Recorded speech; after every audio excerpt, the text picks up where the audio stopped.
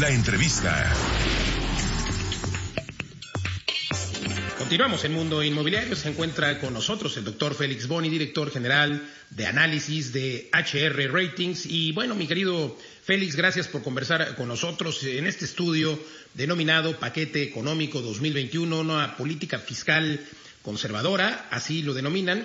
Pues bueno, precisan que la Secretaría de Hacienda y Crédito Público estima que la economía mexicana presentará una contracción de 8% en 2020, lo cual pues es una fuerte revisión a la baja comparada con la contracción de 2% estimada en precriterios, mientras que para 2021 la recuperación económica, dicen ustedes, será del 4.6%, lo cual representa también una revisión importante con respecto al criterio que se presentaba, en el que se presentaba una expectativa solamente del 2.5%. Esto quiere decir que finalmente, Félix, la economía sí va a recuperarse en la famosa V. Pues no sé si lo quieres llamarlo V o no, pero básicamente es importante acordarse que muchos de esos datos, especialmente el crecimiento del próximo año, está muy influenciado por la caída en este año. De una otra manera de ver las cosas sería de ver cuál sería el crecimiento del cuarto trimestre de este año, el cuarto trimestre del próximo año, y más o menos estamos hablando de un tasa de crecimiento de casi 3% más o menos de acuerdo a nuestros entendimientos de los datos que está publicando Hacienda de acuerdo a los criterios. Si ese es muy fuerte o no fuerte, no se depende en cómo uno quiere llamarlo, pero 3% está más o menos adecuado, quizás un poquito más optimista en términos generales de lo que nosotros haríamos. Pero sí, la idea sería que sí podríamos tener, nosotros pensamos un fuerte incremento en el crecimiento en el tercer trimestre de este año, y después ya pensamos que la tasa de crecimiento va a ir desacelerando poco a poco. Creo que ellos, de acuerdo a Hacienda, ellos están suponiendo que básicamente vamos a regresar a niveles de antes de la pandemia aproximadamente en 2023. Y nosotros pensamos que a lo mejor tardaría un poco más, varios trimestres más para regresar a donde estábamos antes de empezar todo esto. Cuando escuchamos estas cifras, y para ponerlo en contexto, si comparamos esta predicción, digámoslo así, del 4.2% para 2021, si la comparamos con 2018, por ejemplo, ¿habría diferencia? Pues todavía no llegaríamos a 2018 porque caímos, si te acuerdas, en 2019. Y sí creo que es un elemento también muy importante entender que antes de entrar en la situación de pandemia, la economía mexicana ya estaba en una situación debilitada. No crecimos como mencionamos en 2019.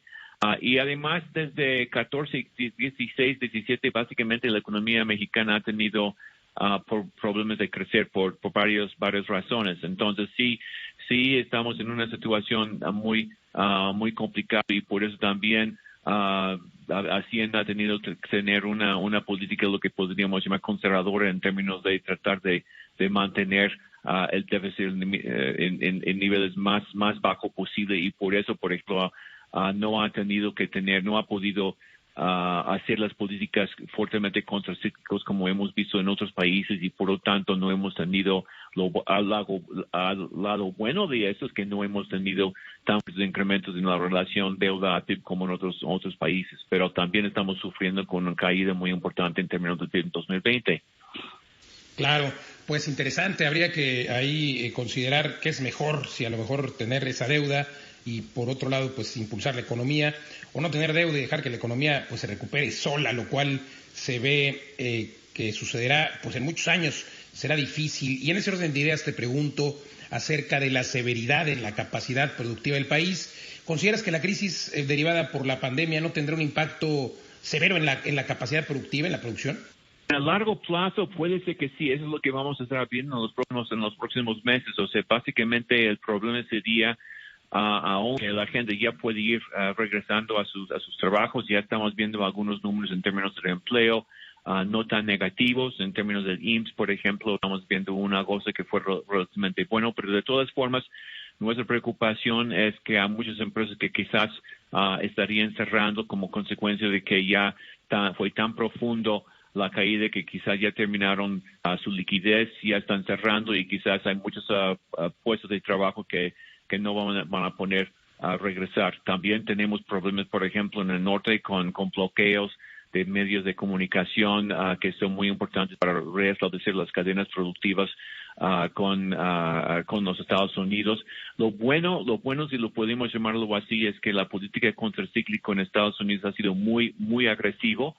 Y por lo tanto, esa economía, por lo menos en términos del poder del consumidor, nunca sufrieron una caída muy, muy fuerte, y eso nos está permitiendo que por lo menos en el sector manufacturero, el sector producción industrial, sí está mostrando buenas tasas de crecimiento, lo que hemos visto, por ejemplo, en la balanza comercial en esos meses, y también en términos de producción industrial. Entonces, unas partes sí está recuperando, pero no es únicamente la pandemia, que también es un impacto de largo plazo negativo. Es que ya por varios años no hemos visto una inversión por parte del sector privado bastante debilitado, y eso sí a largo plazo sí nos está afectando en esos momentos. Yo creo que esa falta de producción en años anteriores, y en 2020 lo que no estamos invirtiendo también va a perjudicar el crecimiento en el futuro. Cuéntame cómo está el tema de la inversión privada y la fuga o salida de capitales, como se denomina. Sí, no hemos tenido, como mencioné, en términos del sector privado, hemos tenido un bajo nivel de inversión privada. Eso sí ha sido un factor negativo. En términos de salida de capitales, en términos de cuentas de ganancias, no ha sido un factor negativo. Ya, por ejemplo, hace un par de semanas reportó Banco de México balance de pagos para el segundo trimestre, y de hecho en los primeros 6, 7, 8 meses del año hemos visto aumentos interesantes en términos de las reservas internacionales. Entonces, en ese sentido, no ha sido tan malo, aunque por otro lado tampoco no hemos visto más bien las entradas. No es tanto que está haciendo el dinero, sino que no está entrando en términos de inversión los niveles de lo que quisiéramos ver. Y también lo que estamos viendo es que muchos inversionistas están cambiando sus carteras, en buena parte vendiendo bonos denominados en pesos y sustituyendo eso con bonos denominados en moneda extranjera, básicamente como anticipación de quizás pidiendo instrumentos con menor riesgo, por lo menos el menor riesgo cambiario. Pero en general, las reservas han ido creciendo. No está tanto una fuga de capital, no está entrando. Perfecto. Pues interesante. Seguiremos conversando contigo en los próximos meses, semanas, para conocer pues el estatus de la economía. Gracias, doctor Félix Boni, director general de análisis de HR Ratings. Gracias por conversar con nosotros. Muchas gracias, Luis. Al contrario, nosotros continuamos aquí en Mundo Inmobiliario.